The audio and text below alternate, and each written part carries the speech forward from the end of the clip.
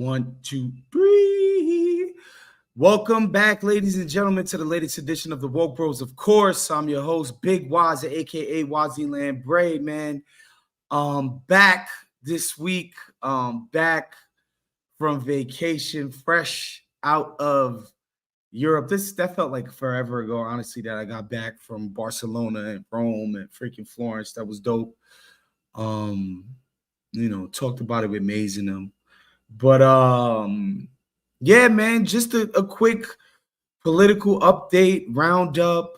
Want to get into obviously the status of the presidential race. I think if you look up Nate Silver's model, has it about it's like kind of funny, which shouldn't be surprising to anyone.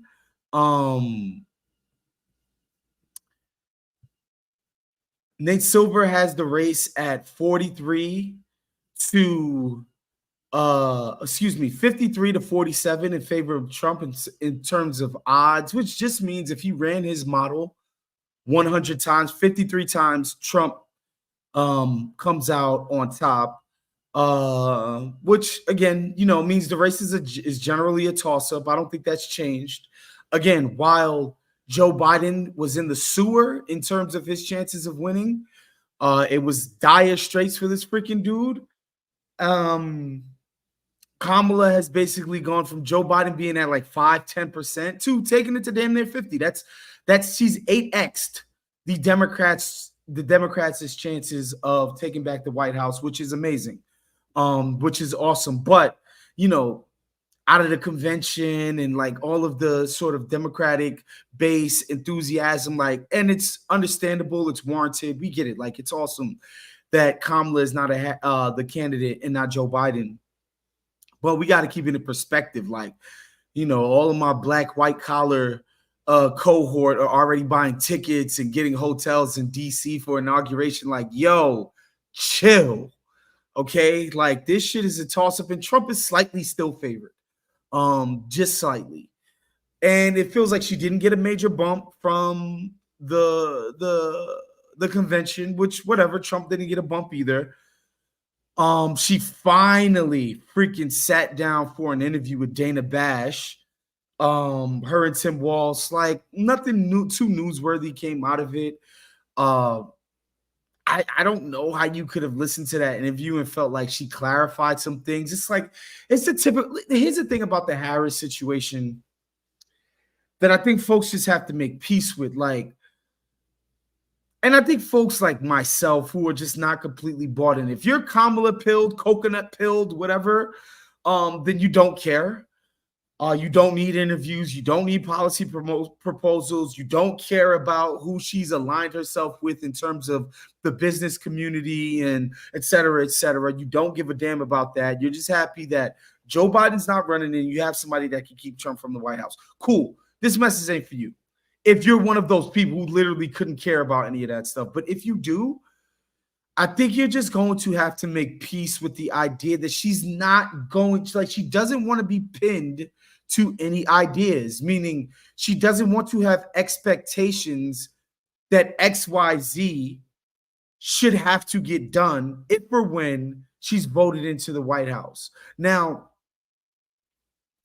here's the pros and the cons of it. The pros, if you're Kamala Harris, the pros of that is that, one, your opponent has nothing to attack you on because you haven't said anything that you're completely and utterly committed to making happen, right? Your opponent can't drill down, run ads, do things on a position that you've taken by taking the complete and other side of it and making your position seem untenable. So there's a slippery, elastic nature to not having anything that you're pinned down to and just saying, like, we want to get rid of price gouging, but no underpinning ideas as to how you're going to make that happen. We want to do something that inhibits slumlords and these big multinational corporations and all of that from hoarding rental properties and killing people with rents.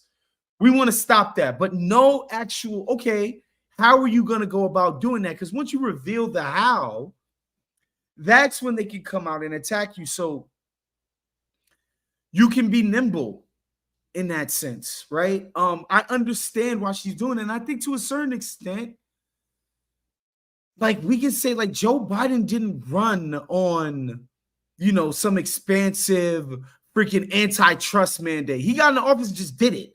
And now his administration just going after big businesses. They just freaking put the kibosh on this Japanese company purchasing US steel. They've gone after Google. They stopped Microsoft from buying some video game company. Like he never ran on this shit. He didn't. He just went out and did it. And we can say that these are pro-consumer, pro-working people sort of policies that he's taking.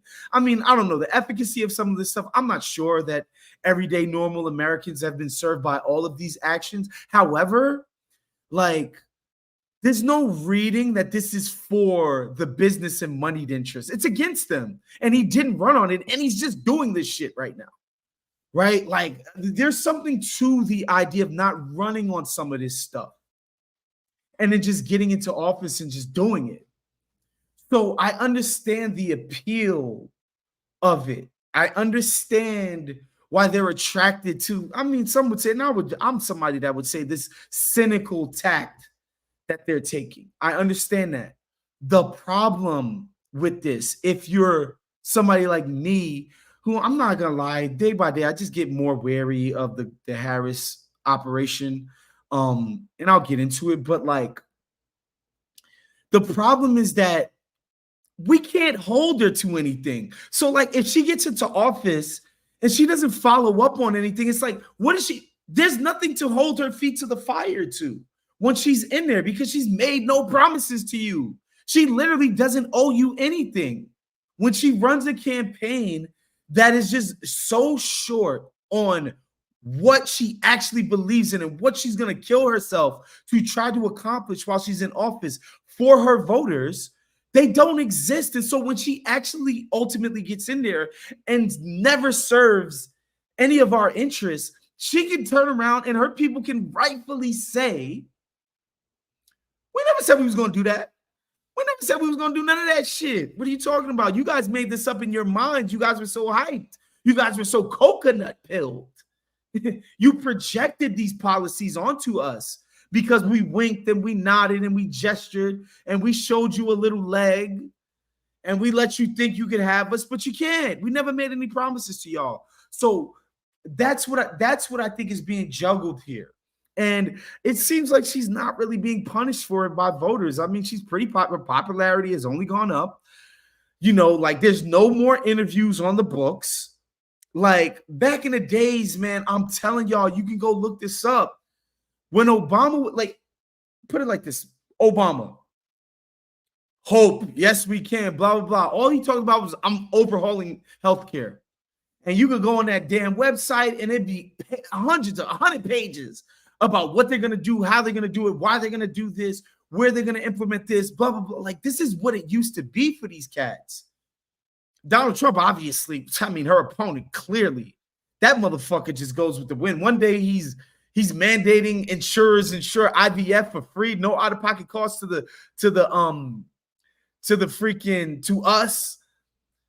Next day, he's talking about he's going against the abortion ban in Florida. Next day, he's backtracking because the pro-life people on his back. Like, forget it. Like, we know Donald Trump don't got none of this. But what I'm saying is just like, bro, like, for instance, the capital gains tax. She said she's going to get it to, I guess, as high as the Biden number or whatever. She wanted to get it to some number. I think she wanted to take it to 28. I think Trump is talking about 15. The CNBC crowd went nuts on her ass. The Jim Cramer constituency, like that is this big, that constituency, y'all. This big. They started making some noise. They already backtracking. So that's what I'm saying. Like, we can't hold her to anything. Take the Gaza situation. Let's go to Gaza. We need a ceasefire. Okay, Dana Bash is like, well, the far left of your party. Fuck Dana Bash, by the way. She sucks. Oh my God, she's awful. But she's on CNN, so what do you expect? The far left wing of your party would like to see you. Trump want to wave like a do-rag. Thanks. It's facts. It's pure facts, bro. Um, um, anyway, Dana Bash is like, yo, are you gonna hold weapons or blah blah blah? So Kamala Harris gets to talk out of both sides of her mouth. We want a ceasefire out of one side. Will not lift a finger to see it happen out of the other. So, like, which one is it? Which one is it, bro? You have to be willing to actually do something if that's something you actually believe. But again, most of the people that are excited about Kamala don't care about that contradiction. Like this thing that you desperately want to see, but will do nothing to aid in making it come to fruition. How does that make sense? But again, like this is the campaign she's running. She's talking out of both sides of her mouth all the time. And it seems to be working. And, like again, to me, if she was going for the gusto, if she was really, really going for it and trying to win and try to be this transformational candidate, she would really be like, yo, we're gonna go after these big real estate interests. We're doing it. Day one in my office, we're doing it. We're going after them because the housing crisis and the rent crisis is out of control in our country. We're going after them. Day one. Their days are numbered in terms of how they get to treat Americans, which is just a universalist. And again, targeting it, like not some cat whose parents, God bless the dead, passed away, left them a crib, and now they're renting it out. They have their own house. They're renting out their parents' crib, renovated, whatever, renting out, getting some extra income. Not who we're talking about. We're talking about companies that own like hundreds, if not thousands of properties in cities, and then use these apps where they get to collude with each other to jack up prices on people. If she came out tomorrow and said, though their days are numbered, we're in a housing crisis, we're going after them tomorrow because Americans are getting killed on rent. She's not going to do that because the Democrats and the establishment of the party, they always got to suck corporate dick. I'm sorry, all of them, they all do it. They can't come out and just take a stance that is firmly on the side of the people. So she can pay it lip service about this is what so what she's going to say, like she's just going to say, this is what I'm going to do. But she cannot come out and say, here's how I'm going to do it. Like at least Barry, he ended up not doing it, but he would be like, yo, we're going to have a public option. We're going to have single payer. We're going to, like, he would throw out ways in which the healthcare, this is going to be the remedy. Like, not just, I'm going to try to get you healthcare. They would come out and say, this is the means by which we're going to do it. Kamala and them, man, they just come out, with their stuff, vaguely say they're for a ceasefire, get pressed on it. So wait, you're gonna stray from the Washington orthodoxy of just yes manning every single thing Israel wants and asks for, the Israeli government? Well, yeah, of course. So how are you going to bring a ceasefire about? It's just whatever. And I'm not trying, like, guys, I don't want to be negative about Kamala. I want this to be some great transformational figure. This would be great if that was the case. It's just at every turn I get paused like, yo, why are you rhetorically caving on capital gains, like an issue, like I'm talking about capital gains. Oh, and we're talking about capital gains over $1 million. What percentage of the electorate do you think actually this tax would actually apply to? Why are you caving on this publicly before you're even in office? This is nuts. It's nuts, but it shows you like you can't serve both masters, man. You just can't. You just can't. Like there's going to have to be a pecking order of things that matter to this administration. And like, Tim Walz, they're not even letting Tim Walz do interviews, which again, I think is because if he does interviews, it's going to be like, well, why isn't your boss doing them? Because Kamala, like, you could just read it. You can read what her staffers are leaking to Politico and the Times and all of these Axios and all of them. She feels very insecure about interviews. She doesn't like it. She doesn't think she's good at it. And quite cynically, she doesn't think she needs to do them because the American public is not demanding it of her. And I think there's a certain truth to that. But I think like the party that calls themselves saving democracy and wanting democracy and like not being transparent about what they want to do for people and why, like I don't see how that's democratic. Like, oh, we get to keep all our ideas close to the vest and just get to rule over you by whim. It's just it doesn't make any sense, man. And you know, I wish she were doing it differently. But guess what? The train wreck dumpster fire that was Biden's campaign, she stepped right into that apparatus, that infrastructure. Basically, the people that were working on his campaign, strategizing his campaign, are now strategizing hers. So while I will give them credit for, there's certain things that they've done that I really, really like what they've done. For instance, in the interview with CNN, when they asked her about Trump saying, oh, the chick used to be Indian, now all of a sudden she's black and all of that. When Trump said that at NABJ, they asked her about, she was like, next question. She doesn't even, she realizes the Hillary Clinton shit was a failed strategy. This whole, we're breaking the glass ceiling, I'm going to be the first woman president. And this identitarian politics, that shit didn't work. It doesn't resonate with people. It's very alienating. And Kamala and her people, is it still important to vote, Tingo Bean Man, is it still important to vote blue simply to not allow the corporate class to gain power? I got news for you. If you think the corporate class is powerless under a blue wave of ruling, sorry, that won't be the case. The corporate class will always have a seat at the table with this formation of the Democratic Party. Like, long as Chuck Schumer, Pelosi, Hawk Jeffries, and these cats are the establishment of the party, trust me, the corporate class has a seat at the table. In fact, they have all the seats at the table. They letting unions get in there a little bit. They've finally gotten back to their goddamn senses. And like, you know, even Kamala got some union ties too, and shouts to her for that. But back to what I like about what Kamala's doing with in terms of the race.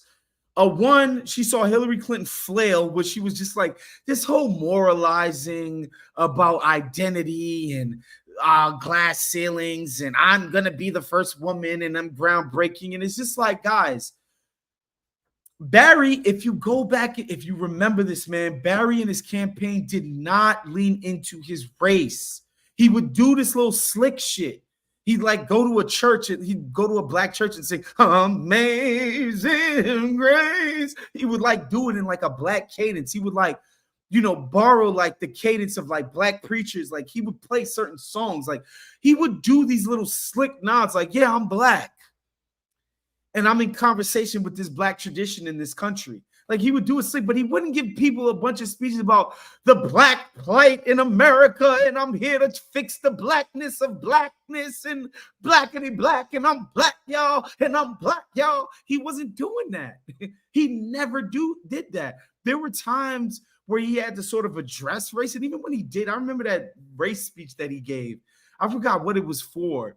He didn't do it. Even the reverend, the light-skinned dude that was making a pretty, go back and listen to that speech. He was spitting bars. Goddamn America was right when he was talking about the chickens coming home to roost. I mean, like, whatever. He threw that black dude, his fucking pastor, under the bus immediately. Barack ain't play that black shit with y'all. It was just so implicit. Like, look at the guy. He's black. Like, Kamala's just like, I don't need to. I'm gonna justify that I'm black, like, because Donald Trump, like, just come on, it's ridiculous. And I love that she's carrying it that way. She's not doing the glass ceiling shit. She's not doing the glass ceiling stuff. She's not doing the black yes queen stuff. She's not doing it. She's not leaning into the first Indian American president stuff. She's not doing it because she doesn't have to.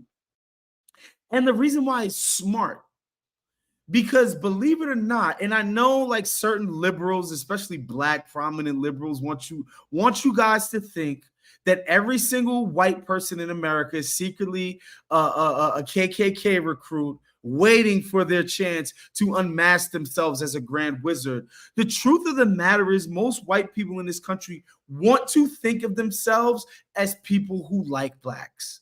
as people who give black people a fair shake, as people who are not racist. Most white people want to think of themselves that way.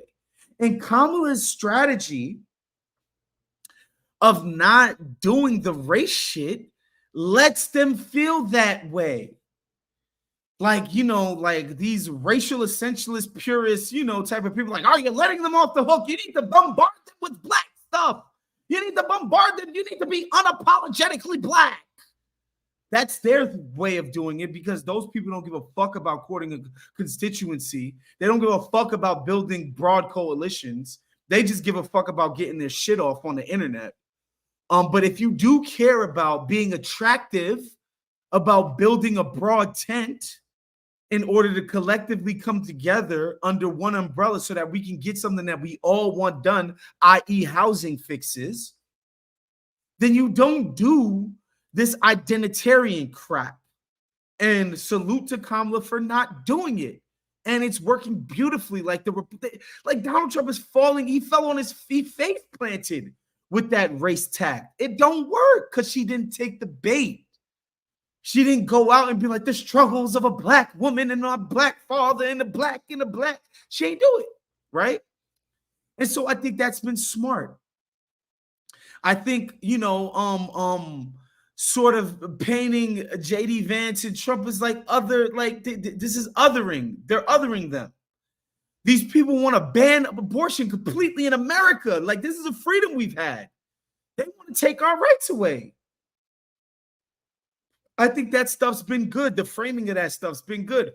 But in terms of, man, the Gaza stuff, or, economic policy, the broadness of the rhetoric, Dana Bash asked her, like, yo, what do you want to do on day one? She didn't even know how to answer the question.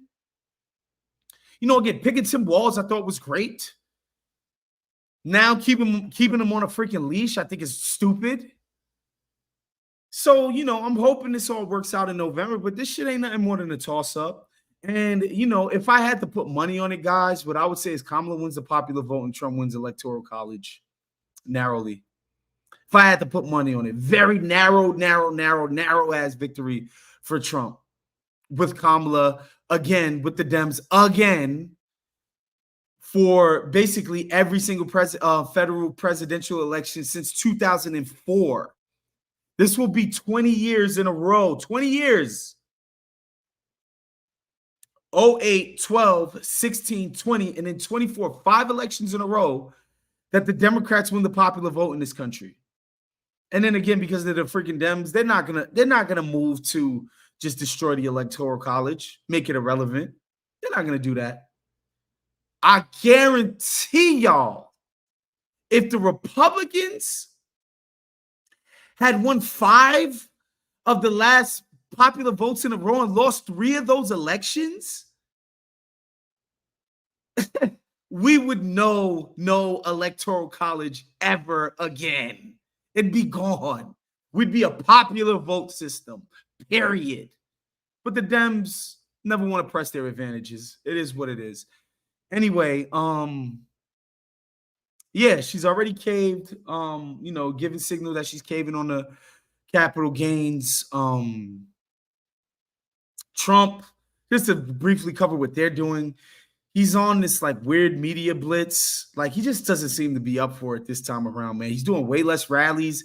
He's talking to freaking Sean Hannity in the town hall, which is like, these people are already in the tank for Trump. There's nobody in Hannity's audience on TV or otherwise, or radio, I don't even know if Hannity still does radio, who aren't firmly in the Trump camp. Like, bro, he needs to be doing different stuff. Like I like that he did Theo Vaughn. I like that he did Lex Friedman. I think that's him trying to speak to different constituencies. But like, man, he's tired, y'all. He don't got the vigor that he did. Like Joe Biden was just a walking corpse. He was just a weekend at Bernie's situation. But Trump is old. He don't got the vigor. And so, like, you see it in the lackluster. Like, he's not campaigning this hard. He's not, and he can't stay on message for shit. Oh, my God. Like, what these people should be doing is drumming up all the fear and hatred for this immigration stuff. But he can't stay on message. He just can't, man. He can't. And so, yeah, I like 2 more months to go, 60 days roughly. Again, it's a dead heat. Um, Looking forward to the debate. I think that'll be fun. I'm happy that they're doing it. I think it's bullshit that they're only like probably going to end up doing just one of these shits, which is just crazy to me. Um, um, and yeah. Oh, one last thing I want to get y'all out on, man. I don't know if you guys have watched the news, but the DOJ just came out and they cracked open the case of this Russian propaganda outfit where, this company affiliated, Merrick Garland is heading this investigation. They just brought down indictments on these cats. This company, I agree with you, Kurt. I agree with my brother, Kurt. Too long, 6 months and we out of here. We don't need 2 years like how we normally do. 6 months, let's get the hell out of here. Take 2.5 months to primary or whatever. Let's go. Let's go. Let's get out of here. Yeah, so, and what did they find out? Like, these dudes were funneling money to people like Tim Pool and Dave Rubin and this Lauren Southern lady, and like, some conservative quacks basically giving them mad money to just, do pro-Russian propaganda. And it's just like, if you go and look at these videos, it's like 10,000 views on YouTube. Like, basically, this is not widely shared, disseminated propaganda. This is what the government wants you to think is threatening our democracy. Russia's crap propaganda. Like, it's kind of a joke. Like, it's sad that these indie media people are carrying it like this, like literally working for foreign governments. But like, let's keep it 1,000. Like, if you even have half a brain, a lot of these people are just stooges. But and I don't really care about that part of it, like the Dave Rubins and them being clowns. I just hate the framing of this alarm bell, this red baiting shit, where it's a sin when Russia tries to influence peddle, but Israel is doing this shit all day, every day. They've been caught how many times with these fake accounts on Twitter? They're trying to pay people to do propaganda, paying TikTokers, doing all of that. They do it all day. Why is it any different? This is just what countries do. They try to influence peddle. I don't know why we need to single out the Russians, who are doing it quite crappily, by the way. They're not good at it. Like, they're doing a bad job of it, quite frankly, but like, I don't know why we need to be fear-mongered around this stuff, right? So you guys can go look up the story for yourself. It's quite funny, man, like how transparent this shit was. Like, they're literally just getting paid hundreds of thousands of dollars to do these crap YouTube videos that nobody's watching. It's just like, that's just bad. That's just like, you guys are just bad at this propaganda thing if this is how you went about doing it. And so, yeah, go look into that. You can read the Merrick Garland indictment, man. It's kind of a freaking joke. But yeah, that's that. Anyway, that's our show for today, guys. We will be back next week going forward. No more vacations for your boy, but we will be tapping in next week and going forward. Just more election coverage, man. We're getting down to the nitty-gritty. Make sure you become a Patreon at patreon.com/countthedings to support all of the work that we're doing. Big shout outs to my man John Gervais, man, producer John, always keeping the trains running on time. We will see you guys next week. Peace.